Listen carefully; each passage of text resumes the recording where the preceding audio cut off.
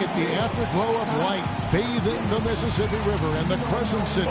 Seems like we've been here before. Yes, it is Groundhog Day. And we welcome you to this presentation of the NBA on 2K Sports. Alongside Clark Kellogg and Steve Kerr, this is Kevin Harlan. We're in New Orleans, Louisiana. The Pelicans playing here with a home court advantage.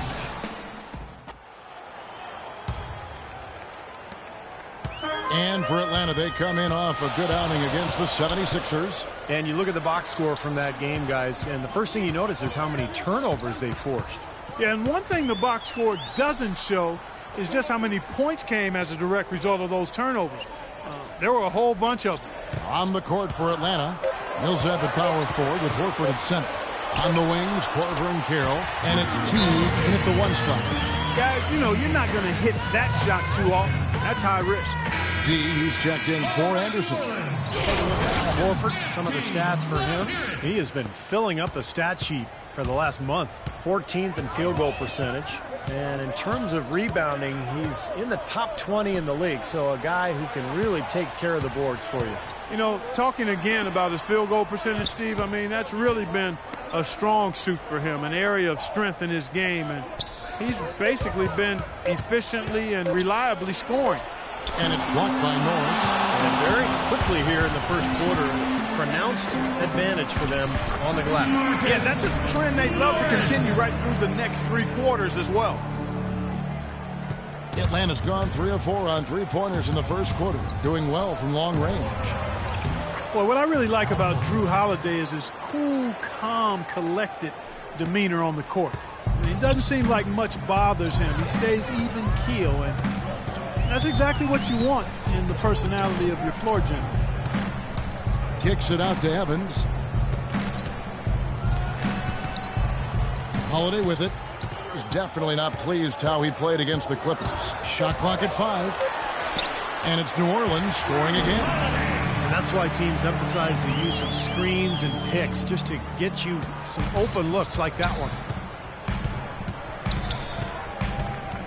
Outside Teague. Dishes it to Korver. Deflects the pass. Teague the pass to Horford. And as it goes out of bounds, Atlanta able to keep the ball here. And with this break, why don't we check out the hottest shooting point guards over the last month. You look at Teague, so solid around the basket, currently 3rd in the league. Some remarkable shooters in that group, guys. And you know that when you're seeing those types of numbers at the point guard position, you're talking about some very intelligent, patient players. Precisely. I mean, when you watch any of them, nothing's forced. I mean, it's good, smart shot selection, simple basketball. But that being said, don't take anything away from their natural ability to flat out bury that jumper. They can do that too. Holiday, the pass to Norris. Tries from 10. Millsap grabs the miss. We'll see if they want to trade 2 for 1 here. Well, you got to time up the clock. It's easier said than done, but you've got to execute your offense on that first possession. Here's Teague. Coming in off a 10-point game his last outing. Millsap sets the pick for Teague. Off the pick. It's rebounded by New Orleans. Asik's got 3 rebounds now in this one. He's going to play his way right onto the bench and out of the game if he continues to shoot it like he has so far in this quarter. And Holiday kicks to Evans. Outside Gordon. Here's Norris. And it's going to be 2 free throws. Drew contact on the shot. Yeah, the defender draped all over him. Pretty plain and simple. Got him good there. The Pelicans have shot 67% from the line tonight, going 4-6. Both free throws good from Norris.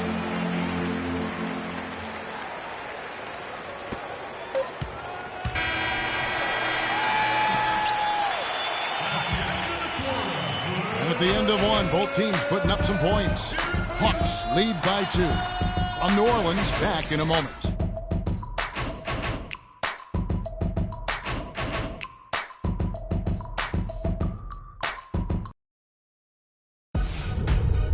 Coming up this Wednesday night, February 4th, Russell Westbrook. Able to build much of a lead up to this point. And Atlanta has possession. This is the most they've led by, 13 points. And so in the game for the Hawks, Millsap at power forward with Horford at center. Teague and Korver in the backcourt, and it's Carroll in at the small forward. And a foul on the shot. He'll go to the stripe for 2. Al Horford, 6'10", 250, really a natural power forward who's been asked to play at center for his whole career. He's shown himself willing to battle bigger players inside, but you got to think he'd welcome a chance to switch back to the 4 spot. And for Horford, able to scrap inside to overcome his lack of size defensively, his quickness is his biggest advantage. I mean, he's excellent at moving in space and defending the pick and roll. And taking a quick look here at the hustle stats for Atlanta. And they've come out in attack mode defensively, applying pressure and stealing the ball repeatedly. Another thing they've done well, guys, this first half is challenge shooters and change shots. A bunch of block shots early. Let's check out what Doris Burke has for us. Well, Kevin, incredibly, Anthony Davis, one of the league's rangiest big men, and it's rumored that he's still growing. Asked about it, Davis joked, "I hope not. I don't want to be 7 feet. It just sounds weird, but if I grow, I can't help it." He does, however, want to get stronger, though. Now up over 240 pounds, he's putting in work in the weight room. Sounds like trouble for the competition, Kevin. That should help him hold his own inside, Doris. Thanks. Here's talk about Horford's advantages playing center. Certainly his offensive skill set among those advantages. Yeah, and an excellent mid-range jump shooter and ball handler. He can face up. He can draw opposing bigs further out than they'd like. But he's also strong enough and quick enough to get past them and get to the rim. Korver dishes to Teague. Millsap a screen on Holiday. Teague kicks to Millsap. Jumper off the screen. And it's wide right. Hits off the rim. Yeah, no excuses there. Got a really good look at the basket after being freed up by the pick. We say it all the time. The execution was excellent. The result not as good, but good ball movement anyway. Evans kicks to Cole. Tries a 3. Atlanta with the rebound. Millsap's got 4 rebounds now tonight. Millsap left side. Here's Korver.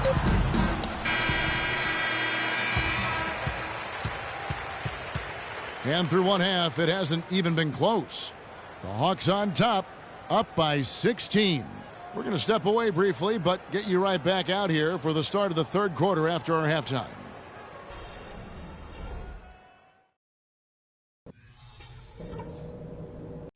Front. That's not what we were looking for in the first half, to say the least. Let's learn from what happened and make the second half a different story. We can't get anything to drop from three-point range. Our spacing's been terrible.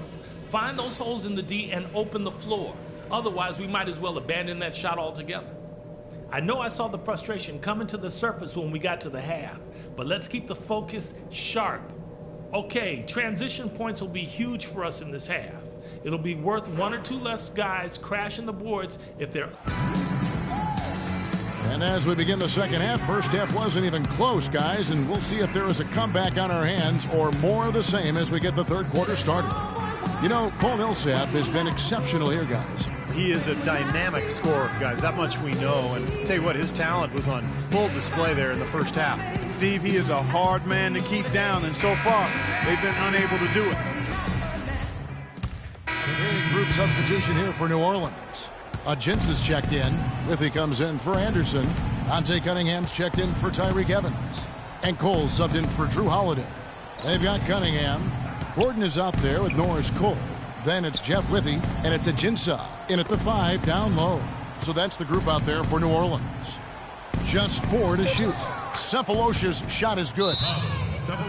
Hawks coach Mike Budenholzer grew up around the game. His father coached high school and college basketball for 25 years, and Mike got into coaching pretty much immediately after graduating from college. Sounded like a guy who knew what he wanted to do. D, he's checked in for New Orleans. We've got 1:18 left to play in the third. And a foul called on the shot. Got him on the way up that time, so he'll shoot 2 right here. And a moment here to take a look at some of the hustle stats for the Hawks. Their defense has been outstanding, Kevin. Closing out on shots, blocking a lot of them as well. Something that's also benefited them tonight are the turnovers they've forced and the points that have come along with those forced turnovers. The Hawks have gone 8 of 13 on shot attempts to begin the second half. Here's Bazemore, defended by Gordon. Brand, that's good. Brand's got 6. Good ball movement. He put that pass in the ideal spot, right where it needed to be. There's 53 seconds left to play in the third. The shot's good from Norris. Textbook right there. Nice pass, great catch, beautiful finish. And for the Hawks, their shooting is beautiful right now. 60% for the game. Pretty much everyone out there has been stroking it. Bazemore passes to Schroeder. Now here is Cephalosha. Right now averaging 5 points a game. Here's Schroeder. And too long on the shot. Just 2 seconds between shot clock and game clock. Here is Cunningham, defended by Scott. Puts it up from 12. Tries again. No good from Norris. He's always going to have a difficult time finishing when the defense is in his face like that. Here's Schroeder. Misses the shot. And as we conclude the third quarter, pretty much a blowout. It's been a one-sided affair. The Hawks on top, running away with this one. We've got more in store for you right after this. In a moment, take a look at our State Farm assists of the game. Well, this is what you talk about when you have the offensive play coming together based on tremendous passing. It's the rhythm and flow that occurs that makes this a beautiful game. Fourth quarter on the court for the Hawks.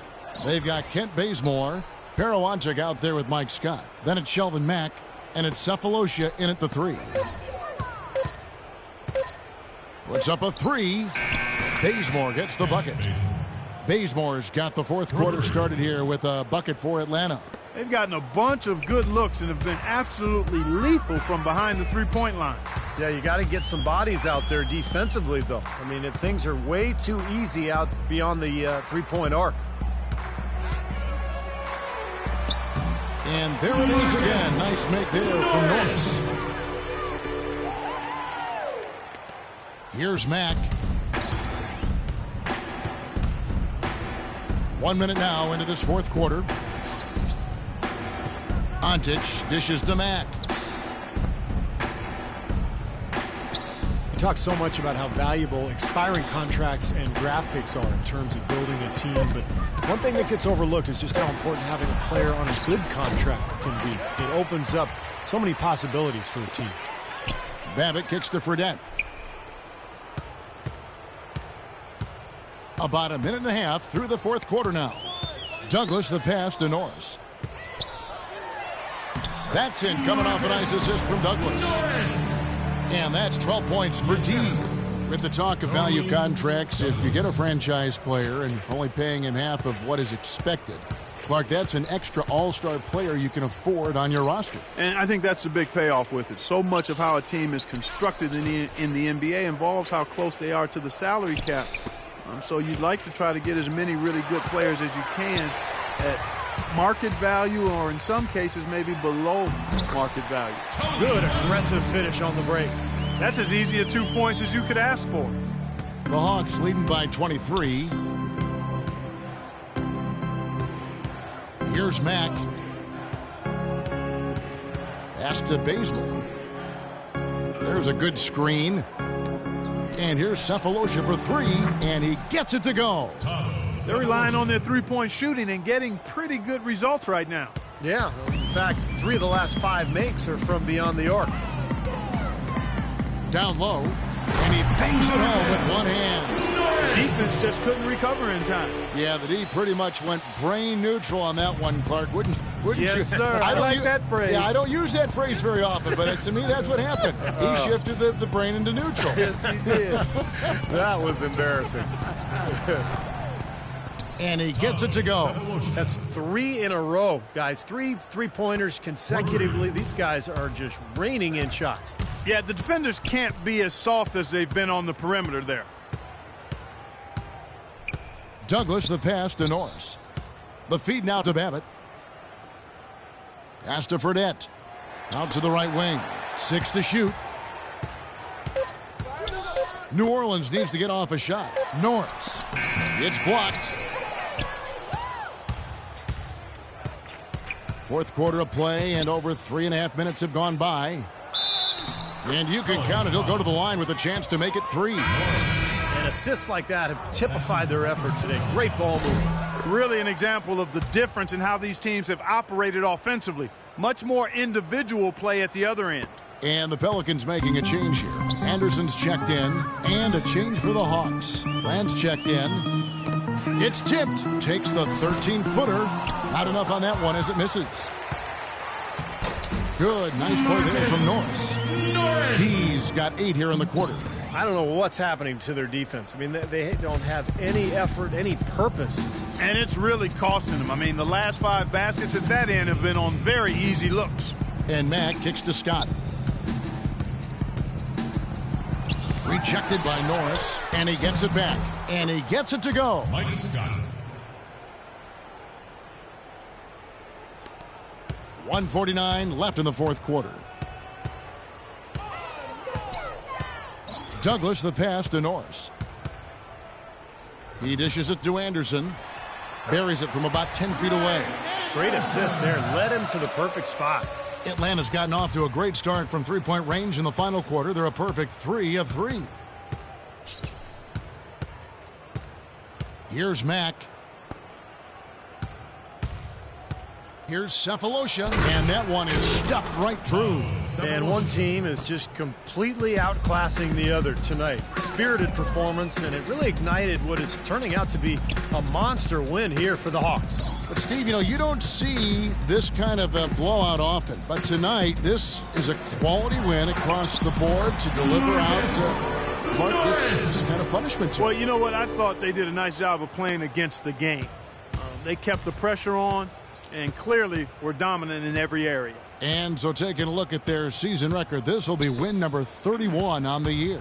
Well, they're going to win again. Same result as the previous matchup between these two clubs. And it's the last time they meet this year, so that'll make it a sweep of the season series.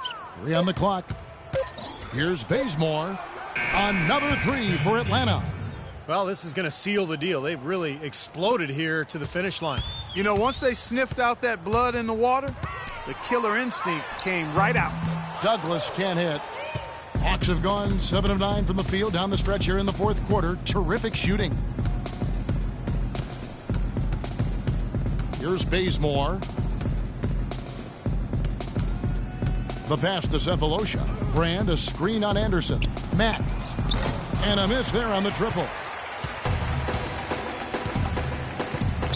Norris, the pass to Cunningham.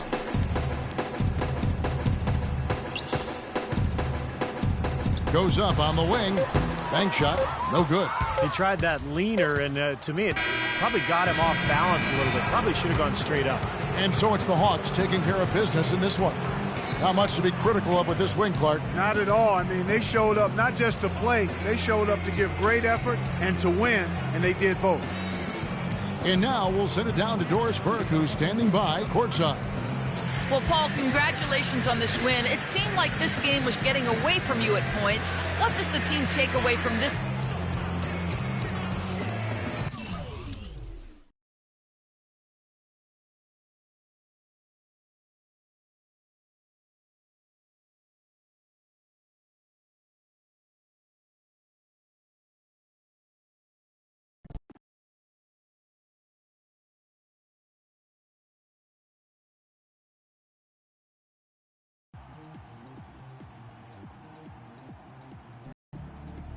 UGLY.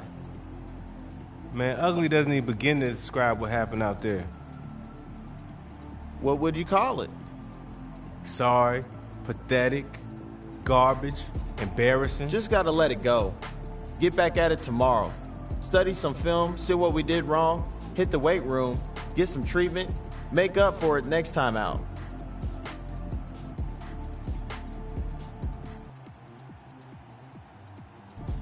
Good idea. The quicker we get back out there, the quicker we can leave this nightmare behind us. Let's hit it.